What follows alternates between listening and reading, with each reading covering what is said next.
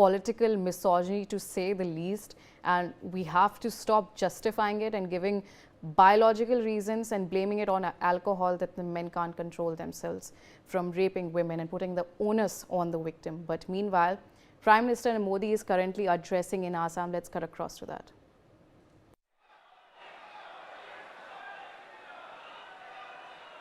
অসমৰ প্ৰকৃতি প্ৰেমী ৰাইজলৈ আন্তৰিক প্ৰণাম। असम के राज्यपाल लक्ष्मण प्रसाद आचार्य जी, यहाँ के लोकप्रिय मुख्यमंत्री हिमंता बिस्वा शर्मा जी, केंद्र में मेरे सहयोगी सर्बानंद सोनोवाल जी, पवित्रा मार्गरीटा जी, असम के मंत्री अतुल बोरा जी, चरण बोरो जी, कृष्णेंदु पोल जी, केशव महंता जी, अन्य महानुभाव और असम के मेरे प्यारे भाइयों और बहनों,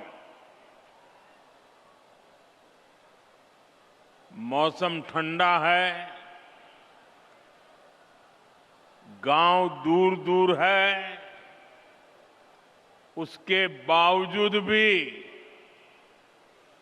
जहां जहां मेरी नजर पहुंच रही है, लोग ही लोग नजर आ रहे हैं।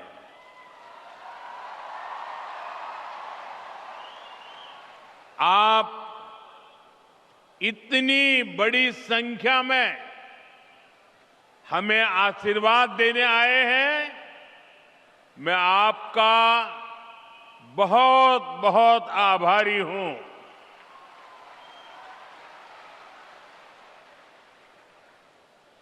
आज फिर काजीरंगा आने का सौभाग्य मिला है। स्वाभाविक है, मुझे अपनी पिछली यात्रा याद आना बहुत स्वाभाविक है। 2 वर्ष पहले काजीरंगा में बिताए गए पल मेरे जीवन के बहुत खास अनुभवों में शामिल है। मुझे काजीरंगा नेशनल पार्क में रात्रि विश्राम करने का अवसर मिला था और अगली सुबह एलिफेंट सफारी के दौरान मैंने इस क्षेत्र की सुंदरता को बहुत करीबी से महसूस किया था। साथियों, मुझे हमेशा असम आकर एक अलग ही खुशी मिलती है।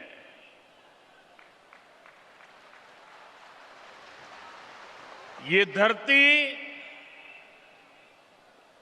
वीरों की धरती है। हर क्षेत्र में अपनी प्रतिभा दिखाने वाले बेटे बेटियों की धरती है। कल ही मैं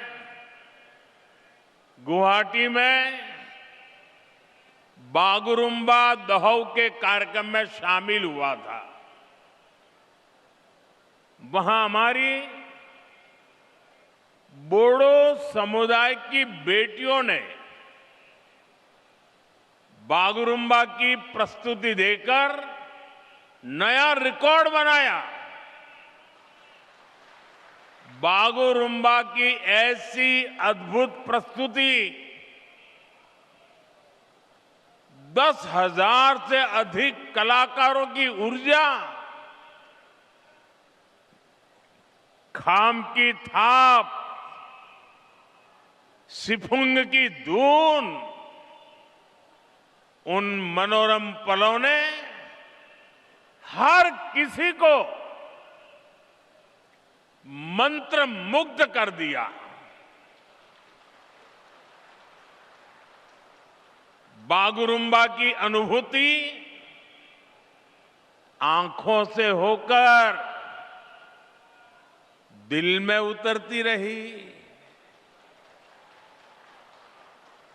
असम के हमारे कलाकारों ने वाकई कमाल कर दिया। उनका परिश्रम, उनकी तैयारी, उनका तालमेल, सब कुछ बहुत अद्भुत रहा। मैं बागुरुम्बा दहौ के में शामिल सभी कलाकारों को आज फिर से एक बार बहुत बहुत बधाई दूंगा। और मैं देश भर के सोशल मीडिया इन्फ्लुएंसर को भी बधाई देता हूं। मैं कल से देख रहा हूं कि इस बोडो परंपरा का उत्तम नृत्य सोशल मीडिया पे छाया हुआ है। मुझे पूरा विश्वास है देश और दुनिया के लोग कला और संस्कृति के भारत के नजरिए को, उसकी ताकत को पहचानेंगे और इस काम को बढ़ाने वाले सभी सोशल इन्फ्लुएंसर भी बधाई के पात्र हैं। मीडिया के मित्रों के लिए वो कल का शाम का समय जरा बहुत पैक रहता है, लेकिन आज सुबह से कई टीवी मीडिया वालों ने भी इस कार्यक्रम का पुनः प्रसारण शुरू कर दिया है। आप कल्पना कर सकते हैं ये कार्यक्रम कितना भव्य रहा होगा। साथियों, पिछले वर्ष मैं जुमरई महोत्सव में भी शामिल हुआ था। इस बार मुझे माघ बिहू के अवसर पर आने का मौका मिला है। एक महीने पहले मैं विकास परियोजनाओं के लिए यहां आया था। गुवाहाटी में लोकप्रिय गोपीनाथ बरदोलोई इंटरनेशनल एयरपोर्ट का विस्तार हुआ है। मैंने उसकी नई टर्मिनल बिल्डिंग का उद्घाटन किया था। साथ ही नाम रूप में अमोनिया यूरिया कॉम्प्लेक्स की आधारशिला रखी थी। ऐसे सभी अवसरों ने भाजपा सरकार के विकास भी, विरासत भी, इस मंत्र को और मजबूत किया है। यहां कुछ बंधु चित्र लेकर के आए हैं और ऐसे खड़े हैं, थक जाएंगे। आप भेज दीजिए, मैं ले लूंगा। आप आगे कलेक्ट करवा लीजिए। एसपीजी के लोग, ऐसे जो लोग चित्र लेकर आए हैं उनसे ले। अगर पीछे आपका आता पता लिखा होगा तो मेरी चिट्ठी जरूर आएगी। इधर भी, इस तरफ भी कोई नौजवान लंबे अरसे से कंधे पे कंधा खड़ा करके खड़ा है। मैं आप सब कलाकारों का धन्यवाद करता हूं। आपके प्यार के लिए, आपकी इस भावना के लिए मैं आपका आदर करता हूं।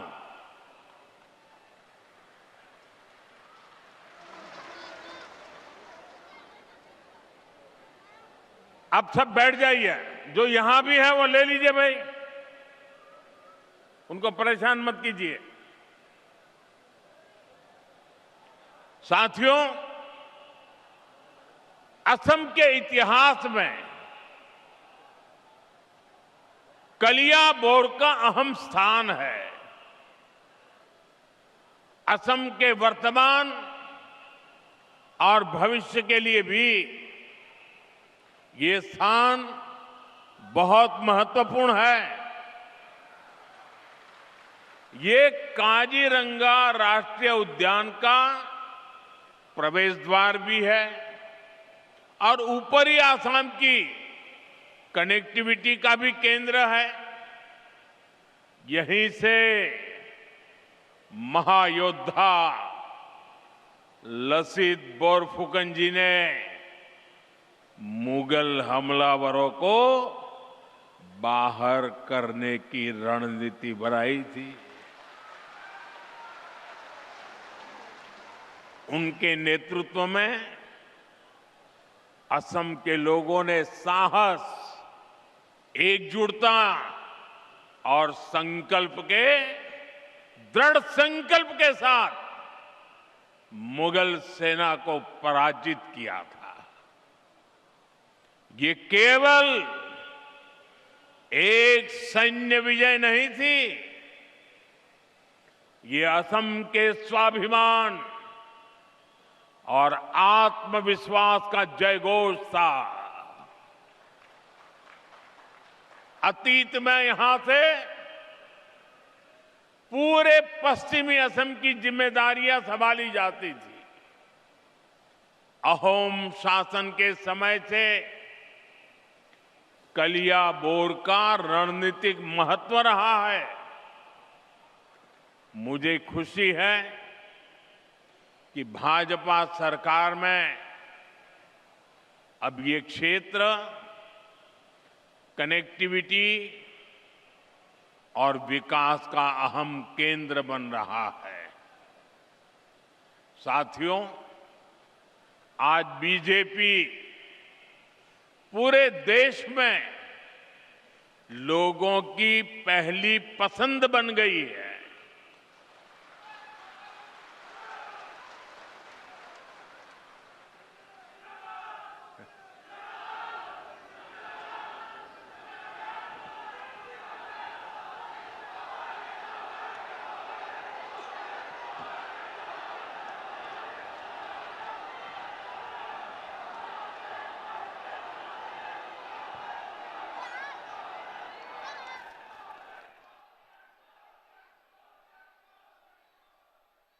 बीते 1-1.5 वर्षों से बीजेपी पर देश का भरोसा लगातार बढ़ता जा रहा है। हाल ही में बिहार में चुनाव हुए, वहां 20 वर्ष बाद भी जनता ने बीजेपी को रिकॉर्ड वोट दिए हैं, रिकॉर्ड सीटें जिताई हैं। 2 दिन पहले ही महाराष्ट्र के बड़े शहरों में मेयर और पार्षदों के चुनाव परिणाम आए हैं। मुंबई, जो दुनिया के सबसे बड़े निगमों से एक है, वहां की जनता ने पहली बार बीजेपी को रिकॉर्ड जनादेश दिया।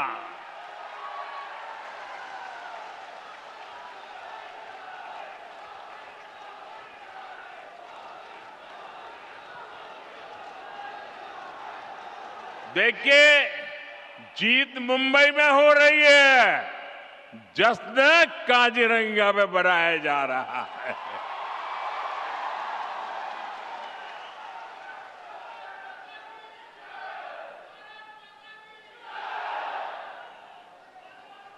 महाराष्ट्र के अधिकतर शहरों की जनता ने बीजेपी को सेवा का अवसर दिया है। साथियों, इससे पहले दूर सुदूर दक्षिण में केरला की जनता ने बीजेपी को बहुत बड़ा समर्थन दिया है। वहां पहली बार बीजेपी का मेयर बना है। केरला की राजधानी तिरुवनंतपुरम में आज बीजेपी सेवा कर रही है। साथियों, बीते कुछ समय में जितने भी चुनाव परिणाम आए हैं, उनका जनादेश स्पष्ट है। देश का वोटर आज गुड गवर्नेंस चाहता है, विकास चाहता है। वो विकास और विरासत दोनों पर फोकस करता है। इसलिए वो बीजेपी को पसंद करता है।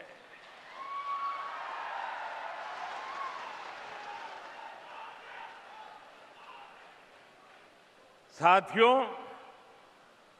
इन चुनावों का एक और संदेश है।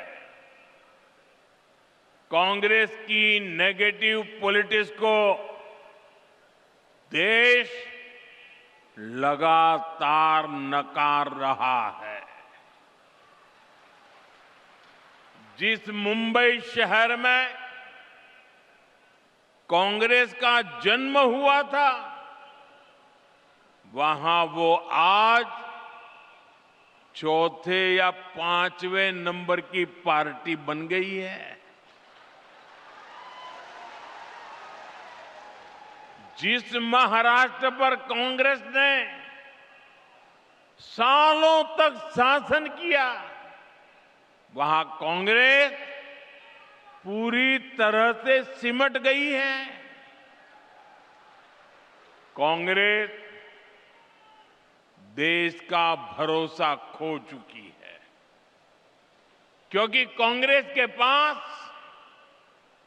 विकास का कोई एजेंडा नहीं है। ऐसी कांग्रेस कभी असम का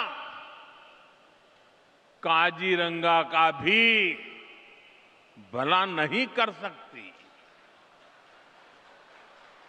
साथियों, काजीरंगा की सुंदरता के बारे में भारत रत्न डॉक्टर भूपेन हजारिका जी ने कहा था, आमार काजीरंगा धन्यो।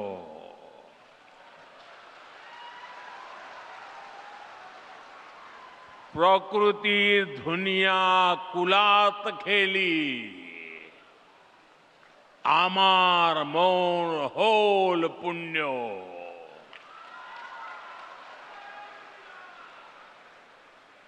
इन शब्दों में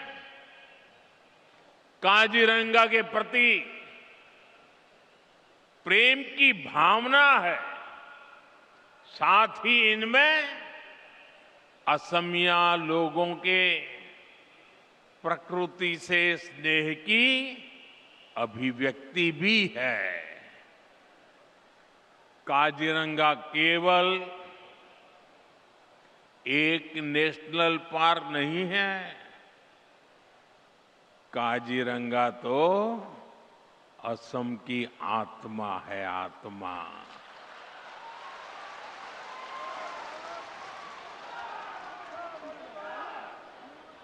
ये भारत की बायोडायवर्सिटी का एक अनमोल रत्न भी है। यूनेस्को ने इसे वर्ल्ड हेरिटेज साइट का दर्जा दिया है। साथियों, काजीरंगा और यहां के वन्य जीवों को बचाना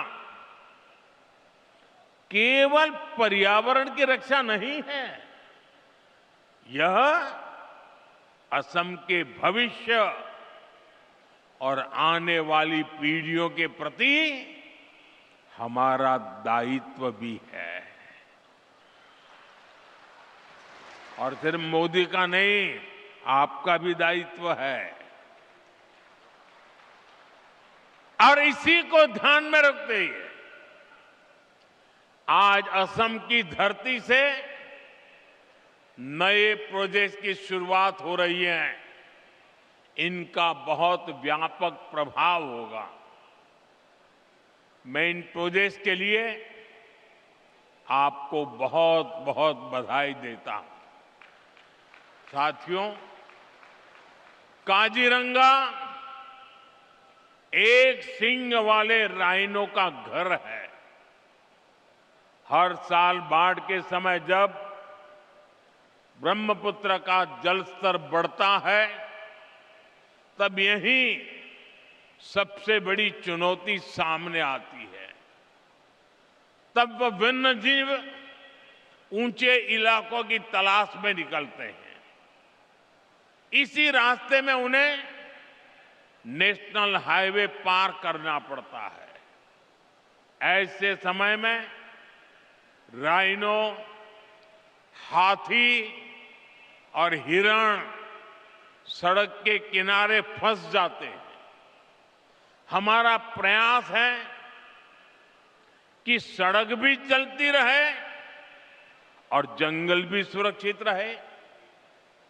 इसी विजन के तहत कलियाबोर से नुमालीगढ़ तक लगभग 90 किलोमीटर लंबा कॉरिडोर तैयार किया जा रहा है। इस पर लगभग 7,000 करोड़ रुपए खर्च किए जाएंगे। इसमें लगभग 35 किलोमीटर लंबा एलिवेटेड वन्य जीव कॉरिडोर भी बनाया जाएगा। यहां गाड़ियां ऊपर से गुजरेगी और नीचे वन्य जीवों की आवाजाही बिना किसी बाधा के बनी रहेगी। एक सींग वाला राइनो हो, हाथी हो या बाघ, इनके पारंपरिक मूवमेंट रूट्स को ध्यान में रखकर डिजाइन को तैयार किया गया है। साथियों, ये कॉरिडोर ऊपरी असम और अरुणाचल प्रदेश की कनेक्टिविटी को भी बेहतर बनाएगा। काजीरंगा एलिवेटेड कॉरिडोर और नई रेल सेवाओं से असम के लोगों के लिए नई संभावनाएं तैयार होगी। मैं असम की जनता और देशवासियों को इन महत्वपूर्ण परियोजनाओं के लिए बधाई देता हूं। साथियों, जब प्रकृति सुरक्षित होती है तो उसके साथ अवसर भी पैदा होते हैं। पिछले कुछ वर्षों में काजीरंगा में पर्यटकों की संख्या में लगातार बढ़ोतरी हुई है। होम स्टे, गाइड सेवाएं, परिवहन, हस्तशिल्प और छोटे व्यवसायों के माध्यम से स्थानीय युवाओं को आय के नए साधन मिले हैं। साथियों, आज मैं असम के आप लोगों की, यहां की सरकार की एक और बात के लिए खास तौर पर तारीफ करूंगा।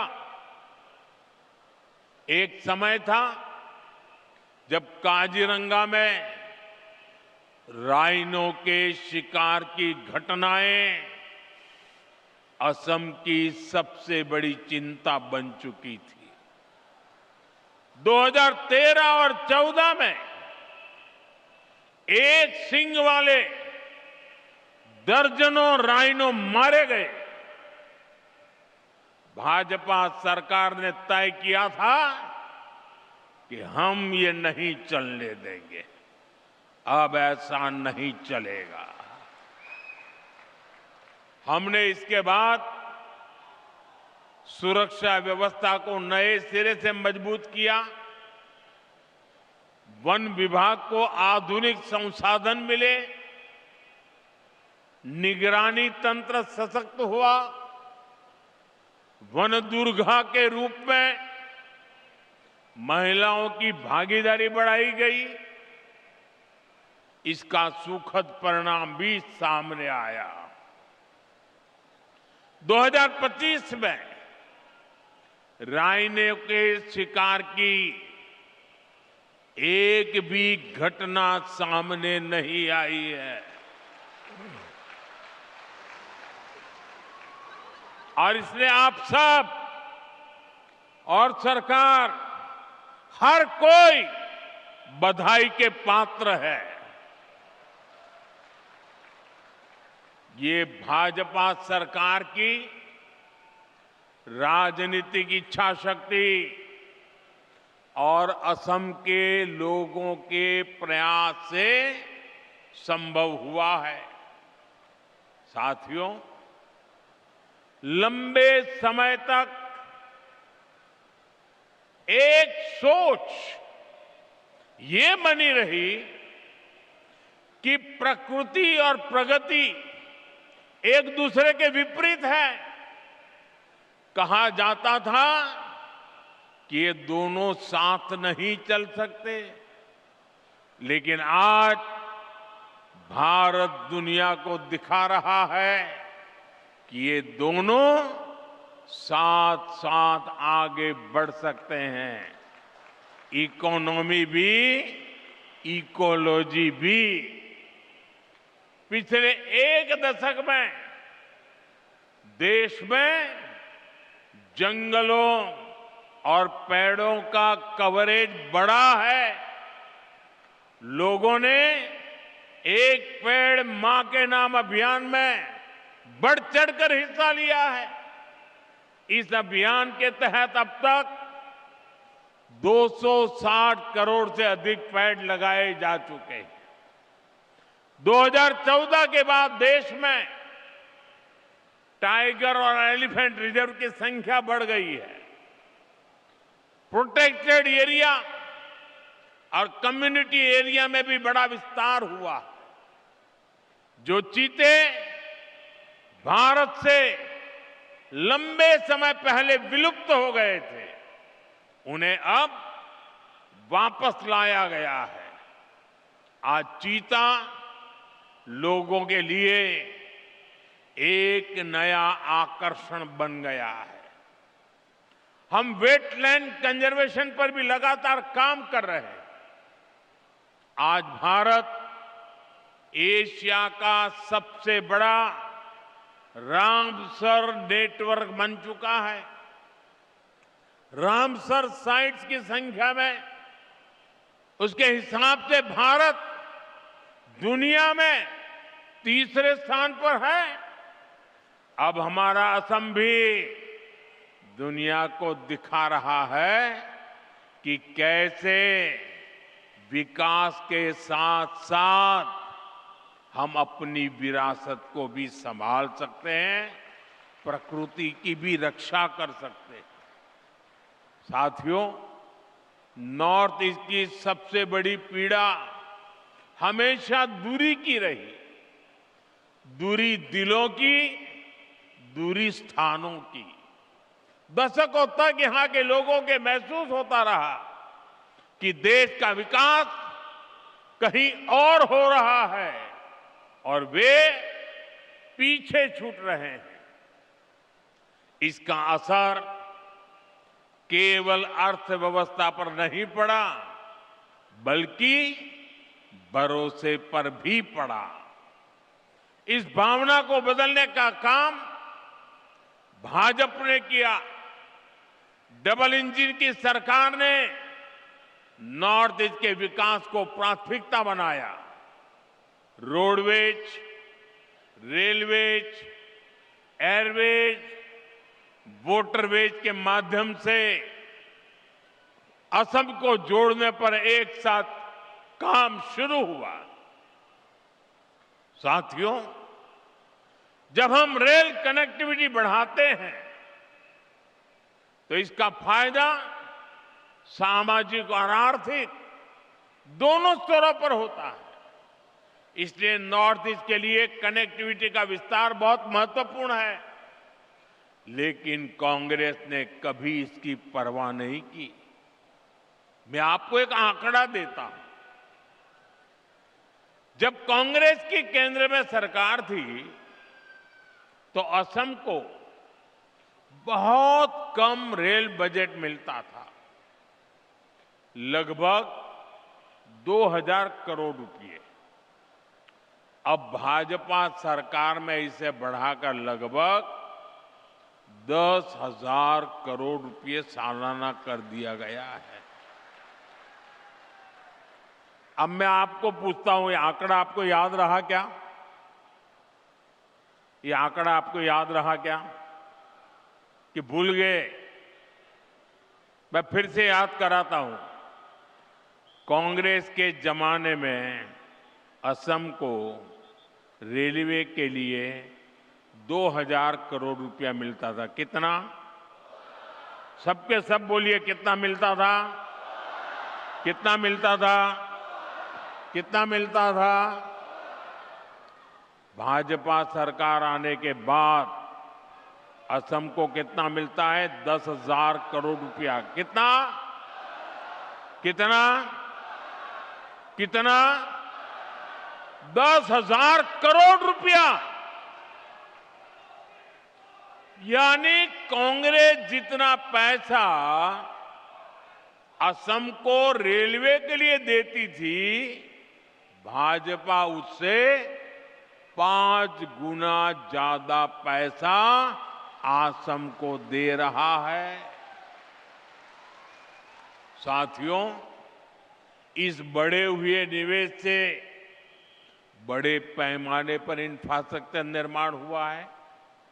नई रेल लाइनें बिछाने से, दोहरीकरण और इलेक्ट्रिफिकेशन होने से रेलवे की क्षमता बढ़ी है, लोगों के लिए सुविधाएं बढ़ी हैं।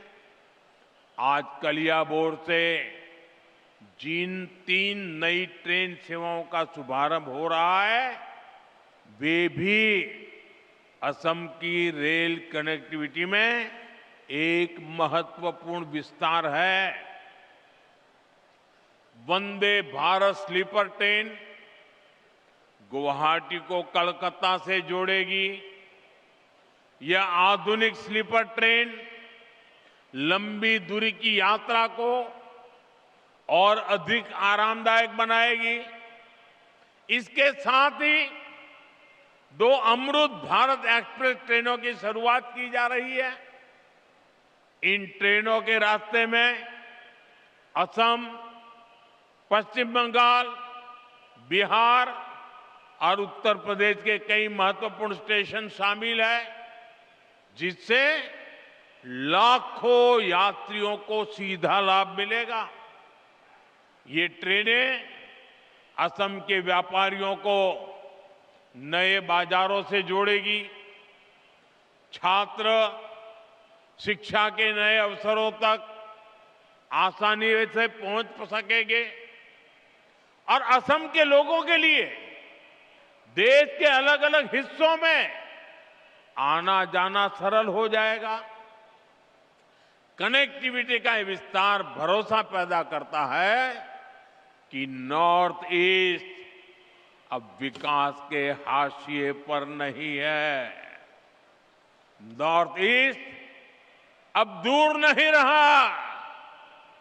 नॉर्थ ईस्ट अब दिल के भी पास है, दिल्ली के भी पास है।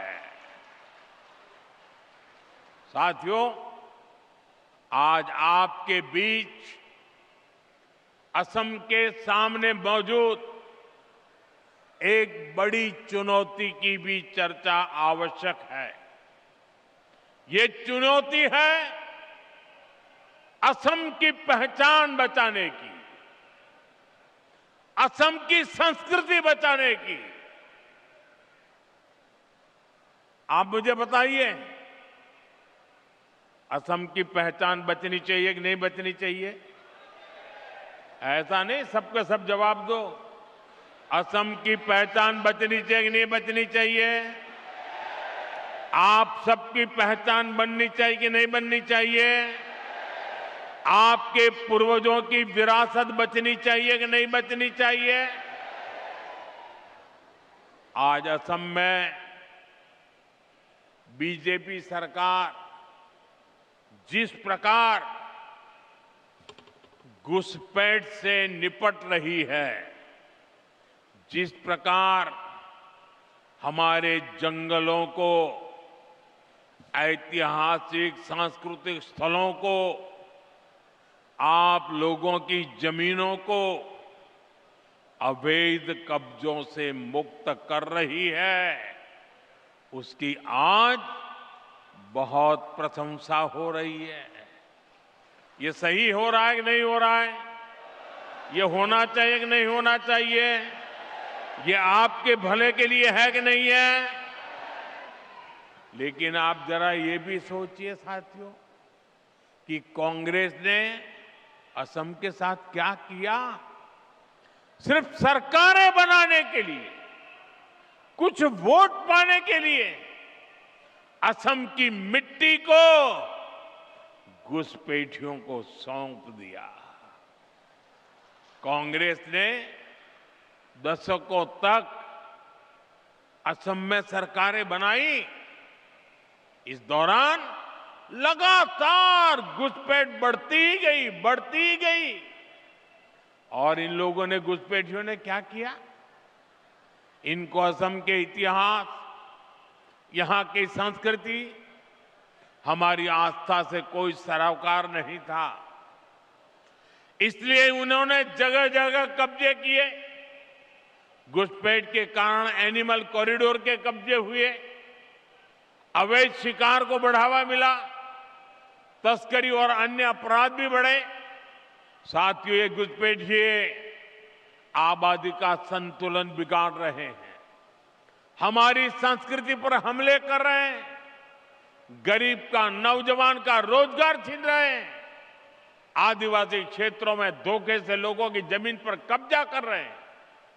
ये असम और देश की सुरक्षा दोनों के लिए बहुत बड़ा खतरा है। साथियों, कांग्रेस से आपको बहुत सावधान रहना है। कांग्रेस की एक ही नीति है, घुसपैठियों को बचाओ, घुसपैठियों की मदद से सत्ता पाओ। पूरे देश में कांग्रेस और उसके साथी यही कर रहे हैं। बिहार में भी इन्होंने घुसपैठियों को बचाने के लिए यात्राएं निकाली, रैलियां निकाली, लेकिन बिहार की जनता ने कांग्रेस का सुपड़ा साफ कर दिया। अब असम की जनता की बारी है। मुझे विश्वास है असम की धरती से भी कांग्रेस को करारा जवाब मिलेगा। साथियों, असम का विकास पूरे नॉर्थ ईस्ट के विकास के लिए नए दरवाजे खोल रहा है। असम एक्ट ईस्ट पॉलिसी को दिशा दे रहा है। जब असम आगे बढ़ता है तो नॉर्थ ईस्ट आगे बढ़ता है, जब नॉर्थ ईस्ट आगे बढ़ता है तो हिंदुस्तान आगे बढ़ता है। हमारे प्रयास और असम के लोगों का भरोसा पूरे नॉर्थ ईस्ट को नई ऊंचाइयों तक ले जाएगा। इसी विश्वास के साथ एक बार फिर आप सभी को आज की परियोजनाओं की बहुत बहुत बधाई देता हूं। मेरे साथ बोलिए, भारत माता की।